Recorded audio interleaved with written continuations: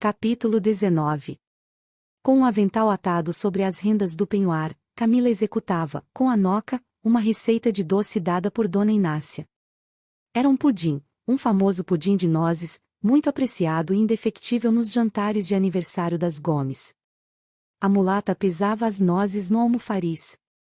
Mila acabava de observar a cauda e voltava a consultar o papel, em que a caligrafia desleixada da Judite confundia o za com o zu, quando a Nina apareceu dizendo: Doutor Gervásio está aí.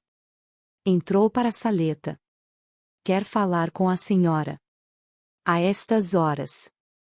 Ele não disse por que não veio almoçar. Perguntou ela alvoroçada, e continuou logo: bem. Desamarre-me o avental. Escuta, Noca, quando a cauda estiver em ponto de espelho, despeja-lhe dentro as nozes, depois destas bem cozidas retira o tacho do fogo e mistura ao doce 12 gemas de ovo, torna por tudo ao lume. Anda, Nina.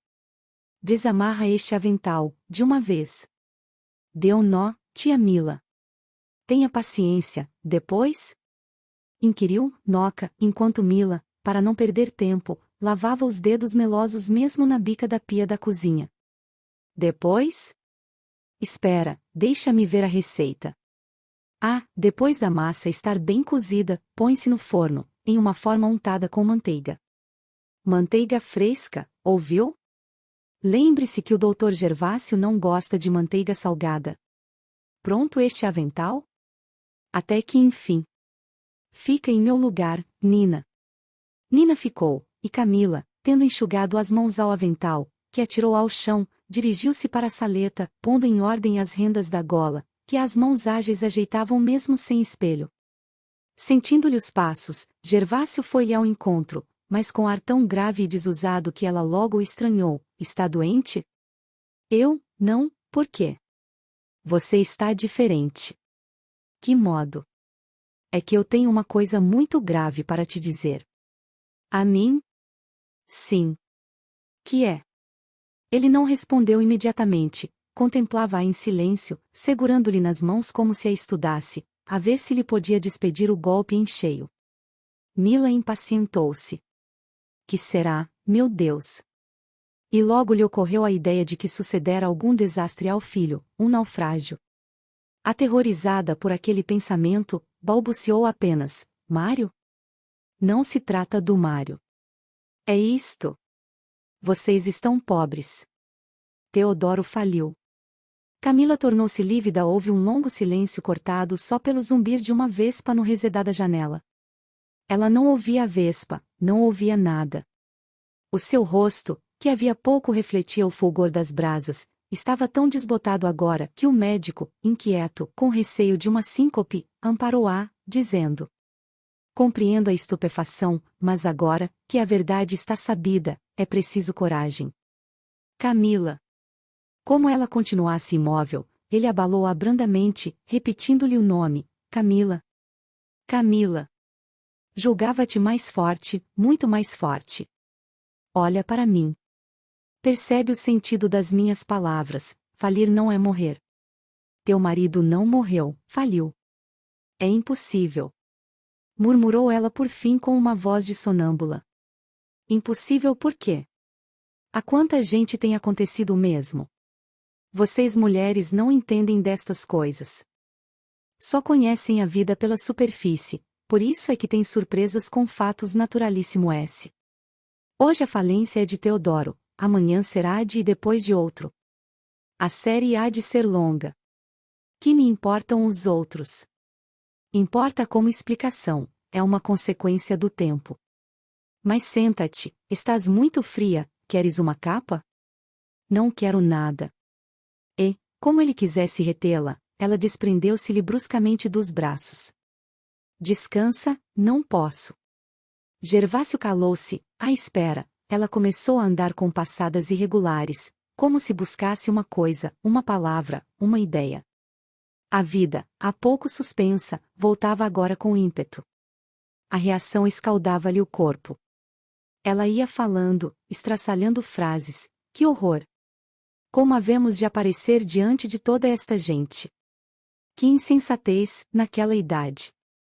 Deixar-se falir. Não compreendo. Que vergonha, que vergonha. E as crianças? Não pode ser. Não pode ser. Subitamente parou, com um relâmpago de esperança. Se fosse mentira? Eu seria um miserável. Podiam ter te enganado. Quem te disse? Ele. Burro. Camila deu um puxão à gola, como se o vestido a sufocasse e recomeçou logo no seu giro tonto. O médico tentou acalmá-la. Escuta, Mila, tenho hoje, como direi, pudor em aludir à nossa felicidade, contudo é em nome dela que te peço que não faças a teu marido recriminações insensatas. Lembra-te que ele é o mais desgraçado. Camila sentiu as pernas vergarem-se e murmurou ainda, a culpa é dele, a culpa é de todos. Isto não podia ter acontecido de repente, e ele não me disse nada. Os homens pensam que nós não nos interessamos pela sua vida. Tem-nos só para o seu prazer. Só. Teodoro está muito acabrunhado. Quando foi que ele te disse? Ontem à noite, em minha casa. Chorou. Chorou? Foi a primeira vez que eu nunca ouvi chorar. A dor é forte. Já perdeu uma filha, uma criança apenas nascida.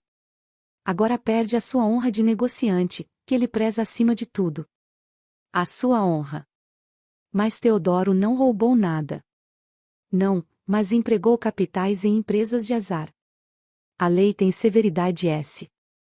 É preciso estar preparada para tudo. Quer dizer que ele pode ser preso? Quem sabe, não é provável, mas...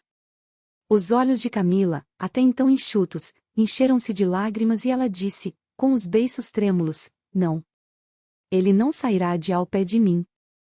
Vá buscá-lo. Tu o amas, Camila.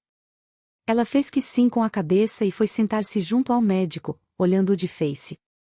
Por algum tempo foi só o zumbir da abelha no resedar o único rumor que se ouviu na sala. Gervásio desviou os olhos. Camila vergava-se agora toda para os joelhos e chorava, com o rosto escondido nas mãos. A crise foi longa. Através da porta fechada sentiam-se passinhos indiscretos pelo corredor. Gervásio consultou o relógio. Eram 4 horas. Que se teria passado em São Bento? Desejava apressar a situação, acabar com aquilo, sentia-se opresso, levantou-se, foi à janela olhar para o azul macio do céu chamalotado de nuvenzinhas brancas. Um belo dia perdido. Camila soluçava. Ele voltou-se sem saber como cortar aquela agonia. Nunca o coração daquela mulher lhe parecerá tão impenetrável, nunca a sua psicologia tão obscura. Esperava vê-la raivosa, assustada pela perspectiva da ruína, reagindo com fúria contra aquela decepção tremenda. Era evidente que ela se tinha casado por interesse e não seria extraordinário que se julgasse agora roubada. Entretanto, só nos primeiros instantes Camila tinha pensado em si, no egoísmo a que a vida a acostumara, mas a dor da compaixão viera depressa e manifestava-se mais abundante. Um pouco irritado, sem poder esconder o movimento de ciúme, Dr. Gervásio perguntou baixo a Camila, fixando-lhe o rosto inundado, mas sempre o amaste assim? Não, eu comecei a amá-lo depois que o enganei. É amizade, é uma amizade muito grande. O médico não respondeu, olhava para ela pensativo, e depois de um largo silêncio, enxuga os olhos. É tempo de chamar o resto da família. Ruth e as crianças entraram acompanhadas por Nina e pela Noca, que o Dr. Gervásio quis associar à família. E sobre todos eles a porta foi fechada com precauções, para que os criados não percebessem do que se tratava. Dr. Gervásio expôs o fato em poucas palavras, ferindo o assunto sem rodeio S. Lia e Raquel não o entendiam, embasbacadas para a mãe. As palavras para elas só tinham som, mas não sentido. Ruth ouviu tudo sem pestanejar, depois beijou a mãe, e disse, não chore, que isso aumentará a aflição de papai. O médico olhou para a menina com assombro, e depois voltando-se para Nina, e você, que diz? Nada, que espero. E sei que há de esperar com firmeza. Muito bem. Eram 5 horas da tarde, e ainda Francisco Teodoro expunha com voz trêmula os negócios da casa aos credores, reunidos no seu escritório. Ouviam-no todos silenciosos, mal se atrevendo, de longe, a uma ou outra pergunta, que a delicada compaixão do momento tornava tímida. O próprio Serra, afamado pela sua gordura e pela sua bruteza, fazia-se de leve quando andava, para que o assoalho não gemesse e tinha artes de transformar, para um brando sussurro, o seu vozeirão de trovoada. Embaixo, o armazém parecia outro. Seu Joaquim permanecia sentado ao pé da mesa, enquanto os caixeiros pasmavam, inativos, para as rumas das sacas e para as aranhas negras do teto, que se suspendiam de viga para viga em grandes bambinelas de fumo lutuoso. No chão nem um grão de café, tudo varrido como se fora um dia santificado. Só na rua havia ainda a bulha das últimas carroças e o ronco de alguns armazéns que fechavam cedo e que parecia arrotarem de farto S. Do seu ponto, seu Joaquim não perdia de vista a casa do Gama Torres, agora a mais afortunada da rua. Logo que recebeu o último aperto de mão dos seus credores, Francisco Teodoro refugiou-se no seu gabinete, para que o não vissem chorar, mas as lágrimas que o enchiam não chegaram aos olhos, o coração absorvia-lhes todas.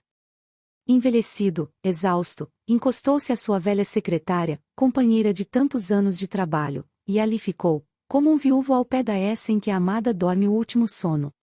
Já os credores estavam longe quando ele, tomando vagarosamente o chapéu, entrou outra vez no escritório. O Mota chorava, com os cotovelos fincados na escrivaninha. O guarda-livros levantou-se e disse: Eu esperava-o para despedir-me. Tenciono partir em breve para o norte. Vou tentar outra vida. Faz mal, não devia cortar a sua carreira, seja feliz. Abraçaram-se. Mota aproximou-se. E o senhor? Perguntou-lhe Teodoro. O velho fez um gesto de ignorância, depois suspirou. Fico pra aí à toa, recomendá-lo-ei ao Negreiros. Será favor.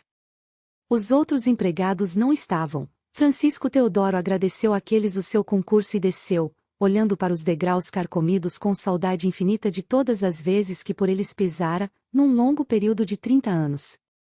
No armazém, apertou a mão dos caixeiros, desde o mais ínfimo, e deteve-se a falar com o Joaquim. O senhor que tenciona fazer agora? Senhor Teodoro, eu fui já há dias convidado para a casa Gama Torres. Devo entrar para lá amanhã, muito bem, muito bem. Balbuciou em tom frouxo o negociante.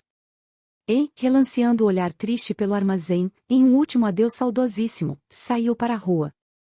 Na porta vizinha a velha Terência, com a carapinha oculta no lenço branco, e os bracinhos delgados estendidos para diante, sacudia os últimos grãos de café, peneirando-os na bacia de folha furada a prego.